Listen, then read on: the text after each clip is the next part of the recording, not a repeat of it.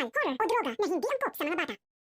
Ikinagulat nga nitong si Jenny nang malaman niya mula sa kanyang mga kasama kung sino ang nagpakalat ng naturang video ni Baste na kung saan dumaan pa nga ito sa pagkaka-stress nitong si Baste dahil napilitan nga siyang umamin sa kanyang ama tungkol sa kanyang tunay na pagkatao. Samantalang bago nangyari ang lahat ay dito pa nagkaroon ng alitan sa pagitan nga ng mga fans ng Yumi at mga fans ng Nixie. Kaya naman nagkaroon ng malaking kaguluhan at humantong ito sa pisikalan. Dito nga natumba itong si Megan dahil sa pamamangga ng fans ng Nixie at dito na rin humablot ang buhok ng fans ng Nixie dito kay Jenny. Kaya nagkarambulan tuloy sa naturang fans club. Sa kabilang banda, mabilis namang kumalat sa social media ang nangyari, kaya naman problemado tuloy ang organisasyon ng Yumi, lalong-lalo na itong si Miss Monica. Hindi kasi maganda para sa Yumi Group na nakikita sila na nakikipagsabayan sa mga eskandalosang fans ng Nixie. Kaya dapat umano ay limitahan muna ang kanilang pakikipagkita sa kanilang mga fans, lalong-lalo na mainit-init pa ang issue tungkol nga sa kinasasangkutan nitong si Jenny. Maliban dito, ay agad ngang kinuanan ng cellphone ang Yumi Group na kung saan dito na nga napilitan itong si Jenny na lapitan at hanapin si Baste dahil hindi na nga rin niya nagagawang chatan itong si Baste sa kadahilanan na wala rin siyang cellphone sa naturang lugar na iyon.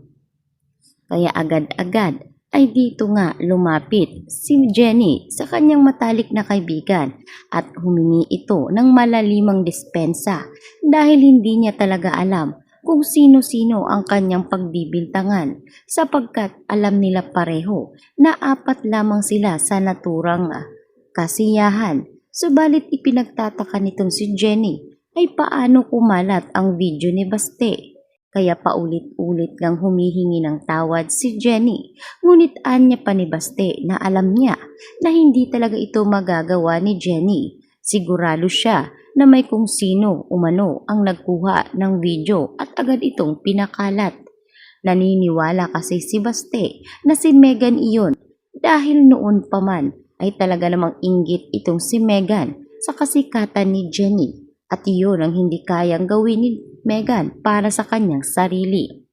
Maya-maya pa dumating si Megan, narinig niya ang mga sinabi ni Baste kaya agad nga ngayong ipinagtanggol ni Jenny itong si Megan, sabay sabi na imposibleng magagawa iyon ni Megan dahil wala naman siya sa mga oras na iyon at paano nga siya makakakuha ng video kung gayong wala naman siya sa naturang event.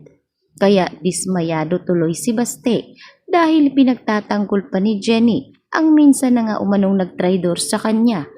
Kayang-kaya pa rin itong ulitin ni Megan. Kaya naman si Megan, nagkunwari nga talaga siya na aping-api sa mga oras na iyon. Agad naman ngayong sinalo siya nitong si Jenny. Ang hindi alam nitong si Jenny na pinagtatawanan na lamang siya ni Megan sa isipan nito dahil hindi niya alam na ang nagpakala talaga ng video ay walang iba kundi si Megan. At habang nagkakarambola nga sa event ng Yumi at Nixie ay dito nga tumilapon ang cellphone ni Megan at nakita naman ito ng lalaking nagkakahumaling sa kanya na boy band din ng mga oras na iyon.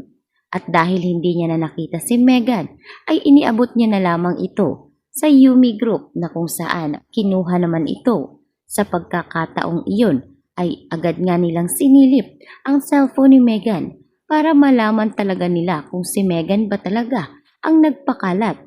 Agad nga bumungad ngayon sa kanila ang isang Bluetooth receiver na kung saan nakita nga ng kasama nitong si Jenny. Sabi pa niya, tama ang hinala niya, si Megan talaga ang nagpakalat ng video. Naalala nga ng kasama nitong si Jenny sa Yumi na minsan niyang naiwan ng cellphone sa bangko kaya sigurado siya na si Megan talaga ang may gawa noon. Dahil dito ay agad ngang kinompronta ng isa sa mga member ng Yumi Group si Megan, sabay sambunot sa kanyang buhok dahil lagi na lamang daw umano itong nasasangkot si Megan.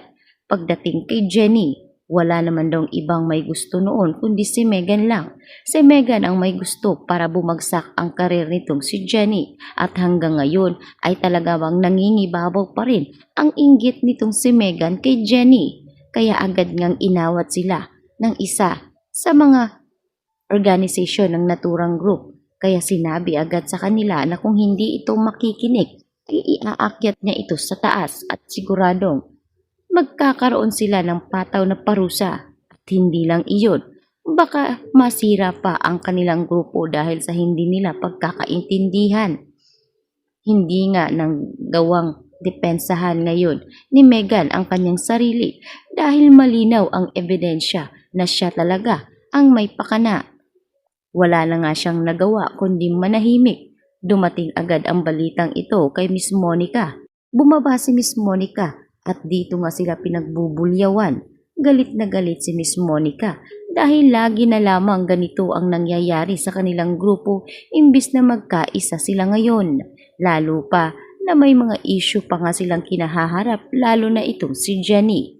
Inalam ni Miss Monica kung ano ang dahilan ng kanilang pag-aaway at dito na pag-alaman ni Miss Monica na dahil pala kay Megan, isa sa Yumi Group ang nagsalita. Sabay-sabi na alam na nila kung sino ang nagpakalat ng video at kung bakit nasisira ang pangalan ngayon ni Jenny sa social media. Sinabi ngayon ng member ng Yumi Group na si Megan umano ang nagpakalat. Paulit-ulit na lamang itong ginagawa ni Megan at patuloy pa rin ang paninira nito kay Jenny. Kaya nagulat si Miss Monica at tinanong itong si Megan. Inamin ni Megan na sa kanya nga nagmula ang naturang pagpapakalat. Kaya agad niyang sinabi ni Miss Monica dito kay Megan na kakausapin niya ang ina nitong si Dara. Hindi rin naglaon ay agad ngang pinuntahan nitong si Miss Monica si Dara at dito niya sinabi ang nangyari.